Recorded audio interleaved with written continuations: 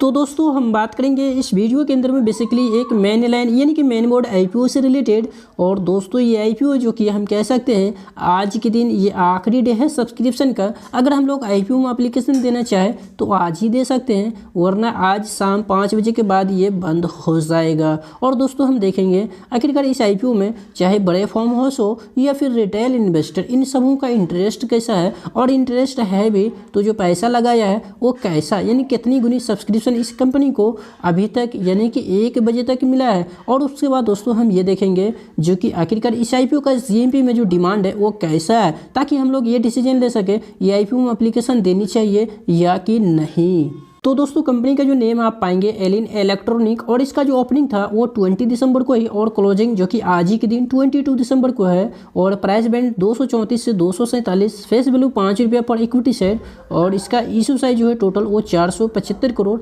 और ये BSE NSE दोनों के ऊपर ये लिस्ट होगा, और नंबर ऑफ जो लॉट में क्वांटिटी आएगा वो पूरे के पूरे 16। अब दोस्तों यहाँ पे सब्सक्रिप्शन की यदि बात करें तो दोस्तों यह है क्वालिफाइड इन्वेस्टर, और जो दूसरा है वो है हाई नेटवर्क इंडिविजुअल इन्वेस्टर, जिसे हम लोग एचएनआई या फिर नॉन इन्वेस्टर बायर्स बोलते हैं। अब दोस्तों यहाँ पे क्वालिफाइड इन्वेस्टर की यदि बात की जाए 1 बजे तक इसमें जो सब्सक्रिप्शन हुई है वो है 0.26, और वहीं पे नॉन इन्वेस्टर बायर्स की जो कि 1.85 टाइम्स। तो दोस्तों अगर यहाँ पे देखा जाए बिग एचएनआई और स्मॉल एचएनआई, इन दोनों का यदि देखा जाए तो दोस्तों यहाँ पे है 1.40 टाइम्स जो कि बिग एचएनआई, और जो स्मॉल एचएनआई है उसका जो पैसा आया है वो है 2.59 टाइम्स। अब दोस्तों थोड़ा सा इसको ऊपर करेंगे तो दोस्तों यहाँ पे हमें मिलेगा रिटेल इन्वेस्टर, जी हाँ रिटेल इन्वेस्टर, जो कि 1.63, यानी कि दोस्तों यहाँ पे देखा जाए ऑल ओवर बड़े फार्म हाउस हो या फिर रिटेल इन्वेस्टर हो, सभी का इंटरेस्ट तो है। बट हो क्या रहा है यहाँ पे, पैसा जो आ रहा है दोस्तों बहुत ही कम मात्रा में, यानी कि पैसा जो आ रहा है वो बहुत ही कम मात्रा में, और उसके कारण दोस्तों कंपनी को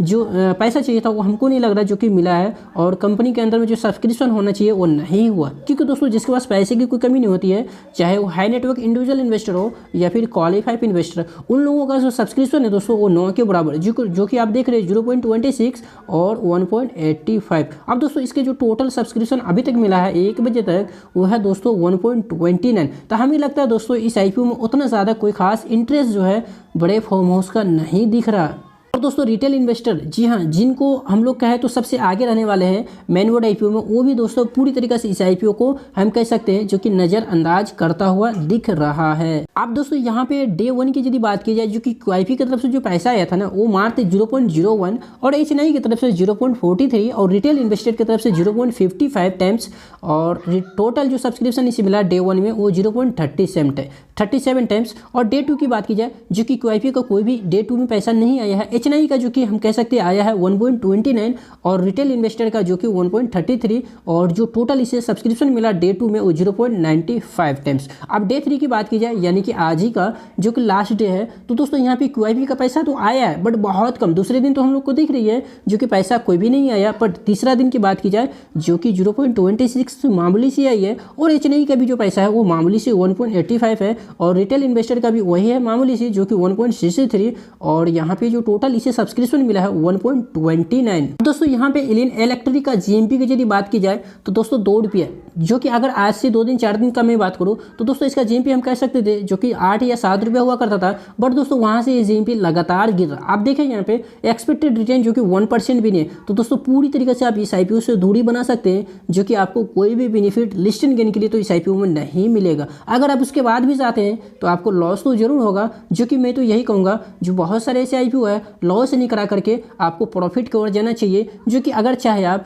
तो एसएमए आईपीओ यानी कि जिसके अंदर हमारा 1 लाख रुपये से ऊपर का इन्वेस्टमेंट होता है उस आईपीओ के अंदर जाते हैं, तो ऐसा नहीं है जो कि उस आईपीओ में हमें लॉस होगा। बहुत सारे ऐसे आईपीओ है जिसके अंदर हमारा पैसा जो है वो डबल से भी ज़्यादा वो कर रही है। अब दोस्तों इसका जो है क्लोजिंग की बात की जाए जो कि आज की शाम तक, ये शाम 5 बजे तक ओपन रहेगा, और इसका लिस्टिंग जो है वो एनएसई बेसिस के ऊपर वो हम कह सकते हैं जो कि 30 दिसंबर यानी कि इसी मंथ के लास्ट में है। अब दोस्तों यहाँ पे क्या करना है लॉन्ग टर्म वाले के लिए तो मैं नहीं कहूँगा कुछ, अब वो जानते हैं इस कंपनी को और कंपनी को अच्छे से फाइनली अच्छे से देखे हैं और कंपनी के साथ वो लॉन्ग टर्म के लिए जाना चाहते हो फिर वो एप्लीकेशन दे सकते, बट लिस्टिंग गेन के लिए इसमें दोस्तों कोई भी रास्ता नहीं देख रहा है, तो भले ऐसे आईपीओ से आपको बचना ही चाहिए।